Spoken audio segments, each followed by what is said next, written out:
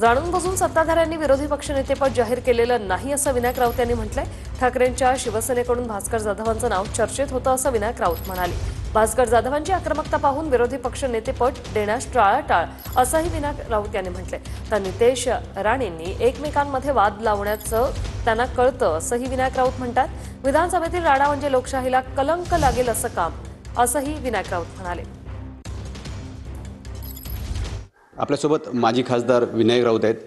राऊत साहेब, विधानसभेचं अधिवेशन संपलं, मात्र विरोधी पक्ष नेत्याचा प्रश्न सुटलेला नाही। काय सांगाल, कशामुळे सुटू शकला नाही? हेतुपूर्वक आणि जाणून बुजून केवळ द्वेष म्हणून भारतीय जनता पक्ष किंवा सत्ताधारी पक्षाने विधानसभेतील विरोधी पक्ष नेतेपद जाहीर केलेलं नाही। शिवसेना उद्धव बाळासाहेब ठाकरे यांच्याकडून विरोधी पक्ष नेतेपदासाठी माननीय भास्करराव जाधव यांच्या नावाची शिफारस केली, ते त्यांच्या डोळ्यात खुपसते। भास्कर जाधवांची आक्रमकता, भास्कर जाधवांचा अभ्यास आणि संसदीय कामाचा एक अनुभव जबरदस्त हा त्यांना भारी पडेल आणि म्हणून ते आज विरोधी पक्षनेतेपद जाहीर करायला तयार होत नाहीत। दुसरा एक महत्त्वाचा प्रश्न की मध्यंतरी नितेश राणे सुद्धा म्हणालेत की विनायक राऊत आणि वैभव नाईक यांचं पटत नाही। म्हणजे कुठेतरी तुमच्यामध्ये आणि जुने जे शिवसैनिक आहेत तुमचे त्यांच्यामध्ये पटत नाही अशा पद्धतीची चर्चा आता होऊ लागली। नितेश राणे सारख्या या